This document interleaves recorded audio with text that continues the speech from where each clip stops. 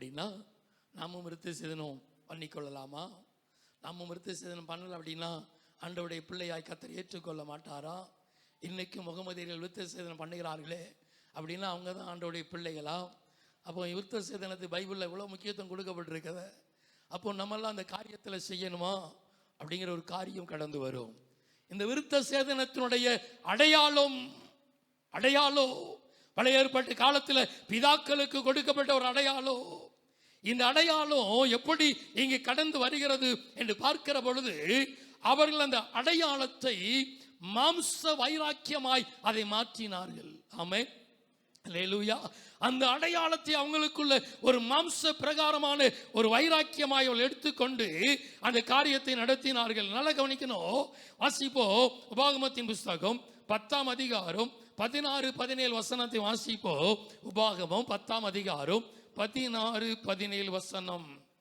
ஆகையால் நீங்கள் இனி உங்கள் பிடரியை கடினப்படுத்தாமல், உங்களுடைய பிடரியை கடினப்படுத்தாமல் உங்கள் இருதயத்தின் நுனித்தோலை விருத்த சேதனம் பண்ணுங்கள். உங்கள் தேவனாகிய கர்த்தர் தேவாதி தேவனும் கர்த்தாதி கர்த்தரும் மகத்துவமும் வல்லமையும் பயங்கரமான தேவனுமாய் இருக்கிறார். அவர் பட்சபாதம் பண்ணுகிறவர் அல்ல, அவர் பரிதானம் வாங்குகிறவரும் அல்ல. அல்லேலூயா.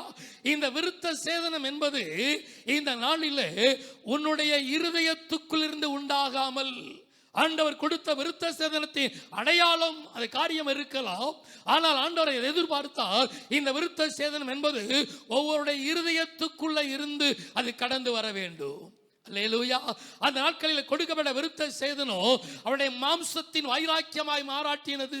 அவருடைய மாம்ச பிரகாரமாய் நான் விருத்த சேதனம் பண்ணப்பட்டிருக்கிறேன் என்று சொல்லி அதை அப்போஸ்தலனாகிய பவுல் அந்த வார்த்தை சொல்கிறார். நான் மேன்மை பாராட்ட வேண்டும் என்று சொன்னால் நானும் 8ஆம் நாளிலே விருத்த சேதனம் பண்ணப்பட்டவன். நான் உங்களை போல யூதர்களை பார்த்து சொல்லுகிறார், யூத ஜனங்களை பார்த்து சொல்லுகிறார், நான் மேன்மை பாராட்டணும் அப்படின்னா நானும் மேன்மை பாராட்டலாம். உங்களை போல நானும் 8ஆவது நாளிலே விருத்த சேதனம் பண்ணப்பட்டவர்.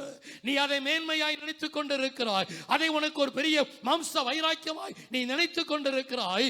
என் ஆண்டவர் யாரிடத்திலோ பரிதானம் வாங்குகிறவர் அல்ல. ஆமென், அல்லேலூயா. நீ மாம்சத்தின் ஒரு காரியத்தை வெட்டி எறிந்து விட்டால், அது நிமித்தம் நீ ஆண்டவருக்கு பலி செலுத்தி விட்டால், அந்த பரிதானத்தை ஆண்டவர் ஏற்றுக்கொள்வார் என்று நினைக்கிறவர் ஆண்டவர் அல்ல. அவர் பரிதானம் வாங்குகிறவரும் அல்ல, அவர் பட்சபாதம் உள்ளவரும் அல்ல. உன் இருதயத்தினுடைய மாம்ச காரியத்தில் உன் இருதயத்தின் நுனித்தோலை நீ விருத்த சேதனம் பண்ணப்பட வேண்டும். ஆமென், அல்லேலூயா. உபாகமம் 30ஆம் அதிகாரம் 5-6 வசனத்தை நான் வாசிக்கிறேன். உங்கள் பிதாக்கள் சுதந்தரித்திருந்த தேசத்தை நீங்கள் சுதந்தரிக்கும்படிக்கு உன் தேவனாகிய கர்த்தர் அதில் உன்னை சேர்த்து உனக்கு நன்மை செய்து உன் பிதாக்களை பார்க்கலும் உன்னை பெருக பண்ணுவார். நல்லா கவனிக்கணும். உன் பிதாக்களை பார்க்கலும் நான் உன்னை பெருக பண்ணுவேன் என்று கர்த்தர் நமக்கு உடன்படிக்கை பண்ணி இருக்கிறார். உன் தேவனாகிய கர்த்தர் உன் முழு இருதயத்தோடும் முழு ஆத்துமாவோடும் அன்பு கூர்ந்து பிழைக்கும்படிக்கு உன் தேவனாகிய கர்த்தர் உன் இருதயத்தையும் உன் சந்ததியாரின் இருதயத்தையும் விருத்த சேதனம் பண்ணி.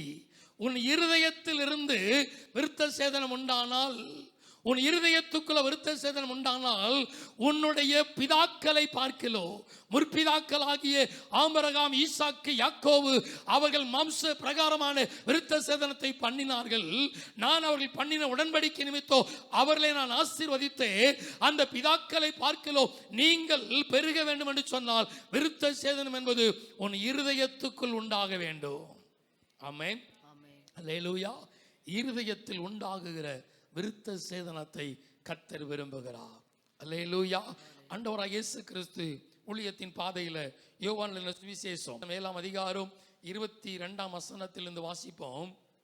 விருத்த சேதனம் மோசேயினால் உண்டாகாமல் பிதாக்களால் உண்டாயிற்று.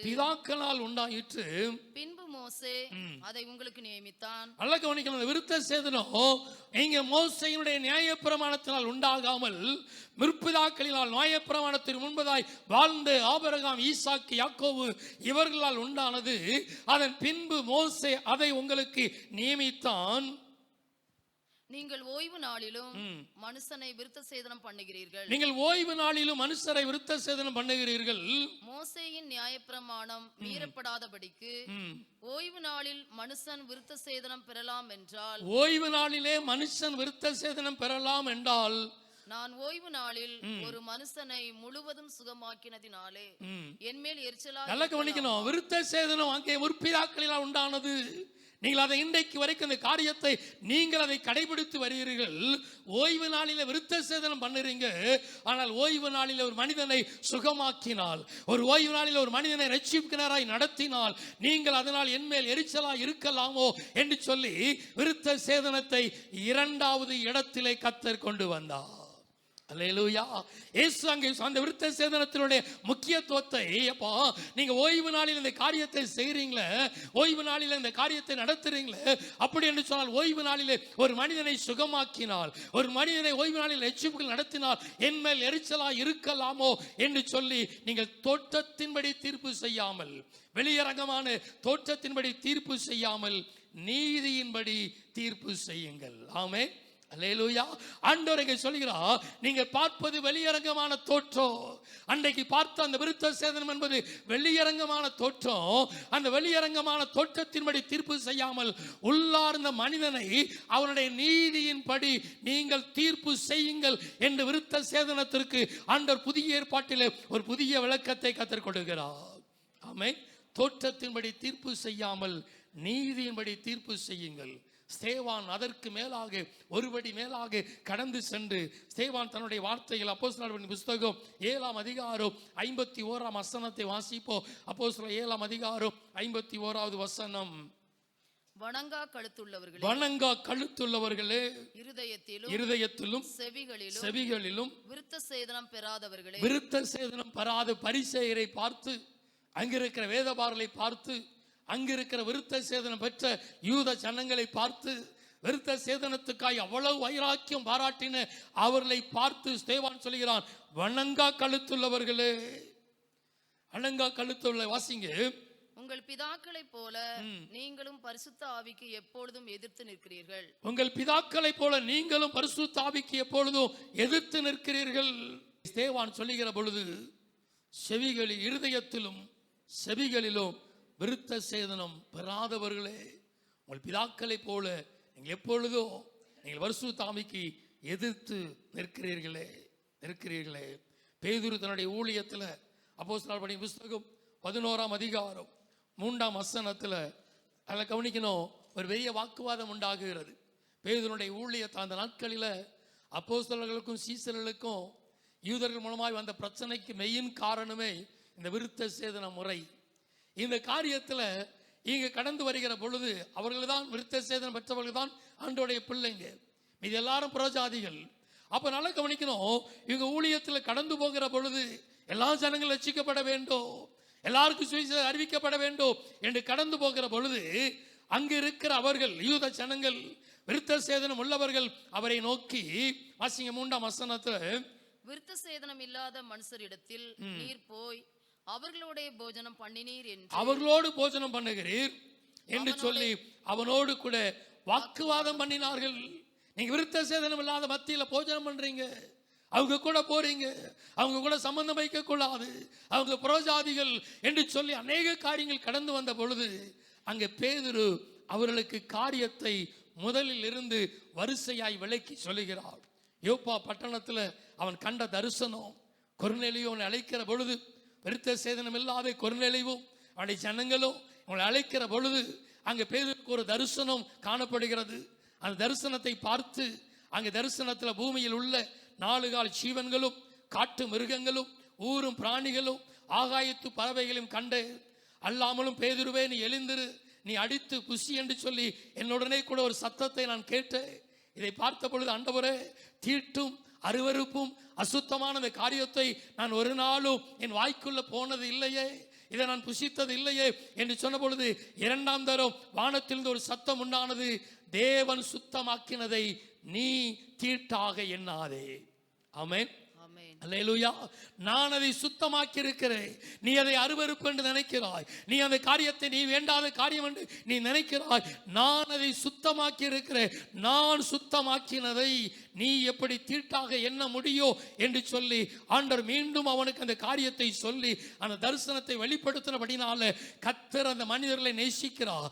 ஆண்டவர் அவளை விரும்புகிறார். அந்த ஜனங்களுடைய காரியத்தில் அவர்கள் கர்த்தர் தீட்டாக நினைக்கவில்லை என்று சொல்லி கர்த்தர் என்னை இங்கு அனுப்பினார் என்று சொல்லி அந்த தரிசனத்தை விளக்கி கர்த்தர் தீட்டாக நினைக்காத காரியத்தை நாம் எப்படி தீட்டாக நினைக்கலாம் என்று சொல்லி அந்த தரிசனத்தை வெளிப்படுத்தி காண்பிக்கிறார். ஆமென். அல்லேலூயா, அல்லேலூயா. அன்று அந்த விருத்த சேதனம் இல்லாத ஜனங்கள் மத்தியில் ஊழியத்திற்கு கடந்து போன பொழுது தரிசனத்தை எனக்கு வெளிப்படுத்தி நான் அதை இந்த தேவன் சுத்தமான நிலை நீ எப்படி தீட்டாக நினைக்கலாம் என்று கர்த்தர் வெளிப்படுத்தி அதற்கு நேராக அவளை நடத்தின காரியத்தை அவன் வெளிப்படுத்துவதை பார்க்கிறோம். என் ரோமரின் புஸ்தகம் 2ஆம் அதிகாரம் 28, 29 வசனத்தை வாசிப்போம். ரோமர் எழுதின நிருபம் 2ஆம் அதிகாரம் 28, 29 வசனம். ஆதலால் புறம்பான யூதனானவன் யூதன் அல்ல, புறம்பாக யூதனானவன் யூதன் அல்ல, புறம்பாக மாம்சத்தில் செய்யப்படும் விருத்த சேதனமும் விருத்த சேதனம் அல்ல, உள்ளத்திலே யூதனானவனே யூதன், எழுத்தின்படி உண்டாகாமல் ஆவியின்படி இருதயத்தில் உண்டாகும் விருத்த சேதனமே விருத்த சேதனம். இப்படிப்பட்டவனுடைய புகழ்ச்சி மனுஷரால் அல்ல தேவனால் உண்டாயிருக்கிறது. அல்லேலூயா. புதிய உடன்படிக்கையின் விருத்த சேதனம், புதிய உடன்படிக்கையின் அடையாளம். புறம்பாக யூதனாய் காணப்படுகிறவன் மாம்சத்தின்படி காணப்படுகிற விருத்த சேதனம் அல்ல. நீ புறம்பாக சில அடையாளங்களை வைத்திருக்கலாம், மாம்சத்தின்படி சில அடையாளங்களை வைத்திருக்கலாம். ஆனால் மாம்சத்தில் வந்த இயேசு கிறிஸ்துவை ஏற்றுக்கொள்ளாமல், மாம்சத்தில் வந்த இயேசு கிறிஸ்துவை அறிக்கை பண்ணாமல் நீ புறம்பாக மாம்சத்தில் வைராக்கியம் பாராட்டி வாழ்ந்து கொண்டிருக்கிற எந்த யூதனும் யூதன் அல்ல. உள்ளத்தில் யூதனானவனே யூதன் என்று சொல்லி எழுத்தின்படி அல்ல ஆவியின்படி உண்டான விருத்த சேதனமே விருத்த சேதனம். அவனுக்கு உண்டான புகழ்ச்சி அது மனுஷரால் அல்ல தேவனால் உண்டாகும். அல்லேலூயா. இருதயத்தில் உண்டாகுகிற விருத்த சேதனமே கர்த்தர் விரும்புகிற விருத்த சேதனம். ஆமென். அல்லேலூயா. புறம்பான ஒரு காரியங்கள் அல்ல, அது எழுத்தின்படி வந்த காரியங்கள். எழுத்து கொல்லும், ஆவியோ அதை நம்மை உயிர்ப்பிக்கும். எனவே இந்த நாளில் ஆவியின்படி, அதனாலதான் கலாத்தியரின் புஸ்தகம் 5ஆம் அதிகாரம், கலாத்தியரின் புஸ்தகத்தில் 5ஆம் அதிகாரம் 1ஆம் வசனத்திலிருந்து வாசிக்கிற பொழுது, கலாத்தியர் 5ஆம் அதிகாரம் 1ஆம் வசனத்தில், ஆனபடியினால் நீங்கள் மறுபடியோ அடிமைத்தனத்தின் நுகத்துக்கு உட்படாமல் கிறிஸ்து நமக்கு உண்டான சுயாதீன நிலைமையில நிலை கொண்டிருங்கள். ஆமென். அல்லேலூயா. 6ஆம் வசனம் சொல்கிறது, கிறிஸ்து இயேசுவினிடத்தில் விருத்த சேதனமும் விருத்த சேதனம் இல்லாமையும் ஒன்றுக்கும் உதவாது, அன்பினால கிரியை செய்கிற விசுவாசமே உதவும். அல்லேலூயா, அல்லேலூயா.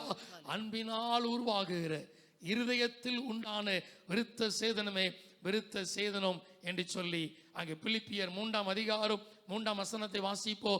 ஏனெனில் மாம்சத்தின் மேல் நம்பிக்கையாயிராமல் ஆவியினாலே தேவனுக்கு ஆராதனை செய்து கிறிஸ்து இயேசுவுக்குள் மேன்மை பாராட்டுகிற நாமே விருத்த சேதனம் உள்ளவர்கள். ஆமென். அல்லேலூயா, அல்லேலூயா. அப்போ இந்த நாளில் நீங்கள் விருத்த சேதனம் பெற்றிருக்கலாம் இல்லையா அப்படின்னா, இந்த வார்த்தை அது சொல்லப்படுகிறது, கிறிஸ்து இயேசுவுக்குள் மாம்சத்தின் மேல் நம்பிக்கையாயிராமல் ஆவியினாலே தேவனுக்கு ஆராதனை செய்து கிறிஸ்து இயேசுவுக்குள் மேன்மை பாராட்டுகிற நாமே விருத்த சேதனம் உள்ளவர்கள். ஆமென். அதனாலதான் அப்போஸ்தலனாகிய பவுல் அந்த வார்த்தை சொல்லுகிறார், மாம்சத்தின் மேல் நம்பிக்கை வைக்க வேண்டுமானால் நானும் மாம்சத்தில் நம்பிக்கை வைக்கலாம். நான் 8ஆம் நாளிலே விருத்த சேதனம் அடைந்தவர், இஸ்ரவேல் வம்சத்தான், பென்யமீன் கோத்திரத்தான், எபிரேயில் பிறந்த எபிரேயன், நியாய பிரமாணத்தின்படி பரிசேயன், பக்தி வைராக்கியத்தின்படி சபையை துன்பப்படுத்தினவன், நியாய பிரமாணத்தின் நீதியின்படி குற்றம் சாட்டப்படாதவன். ஆகிலும் எனக்கு லாபமாக இருந்தவை எவைகளோ அவைகளை கிறிஸ்துவுக்காக நஷ்டம் என்று நான் எண்ணினேன். அது மாத்திரமல்ல, என் கர்த்தராகிய இயேசு கிறிஸ்துவை அறிகிற அறிவின் மேன்மைக்காக எல்லாவற்றையும் நஷ்டம் என்று எண்ணிக்கொண்டிருக்கிறேன். ஆமென். அல்லேலூயா. விருத்த சேதனம் உங்களுக்கு ஒரு அடையாளமாய் இருக்கட்டும். இருதயத்துக்குள் உண்டாகுகிற விருத்த சேதனம் மாம்சத்தின்படி நம்பிக்கை இல்லாமல், மாம்சத்தின்படி வெளியரங்கமான காணிக்கைகளை செலுத்தி, மாம்சத்தின்படி வெளியரங்கமான சில பலிகளை செலுத்தி, இது நிமித்தம் ஆண்டவரை ஏற்றுக்கொள்வார், அங்கீகரிப்பார் என்கிற மாம்சத்தின் வெளியரங்கமான அடையாளங்கள் இல்லாதபடி உள்ளத்தில் உண்டான ஒரு விருத்த சேதனம், இருதயத்துக்குள் உண்டான ஒரு விருத்த சேதனம் நமக்கு ஒரு அடையாளமாக இருக்கட்டும். அல்லேலூயா, அல்லேலூயா. இருதயத்துக்கு ஆழத்தில் இருந்து அந்த மாற்றம் உண்டாகி எல்லாவற்றிலையும் அந்த ஒரு மேன்மை, ஆண்டவர் நான் எல்லாவற்றிலையும் இயேசுவை நான் இருதயத்தின் ஆழத்திலிருந்து ஆராதிக்கிறேன், அவரை நான் சொந்த இரட்சகராய் ஏற்றுக்கொண்டிருக்கிறேன், ஆவியோடு கூட நான் ஆராதிக்கிறேன், அந்த உடன்படிக்கையின் தேவன் என்னோடு கூட இருக்கிறார், ஆவியினால் பிறக்கிற காரியமே அது எல்லாவற்றை காட்டிலும் மேலான ஒரு காரியம், எழுத்தின்படி அல்ல, மாம்சத்தின்படி அல்ல, நான் ஆவியினால் பிறந்தவர், நான் ஆவியோடு நான் கர்த்தரை ஆராதிக்கிறேன், கர்த்தர் என்னோடு கூட இருக்கிறார், கர்த்தர் என்னோடு பண்ணின உடன்படிக்கையை கர்த்தர் எனக்காக திடப்படுத்துவார். அல்லேலூயா. இந்த விருத்த சேதனத்தை கர்த்தர் விரும்புகிறார், கர்த்தர் எதிர்பார்க்கிறார்.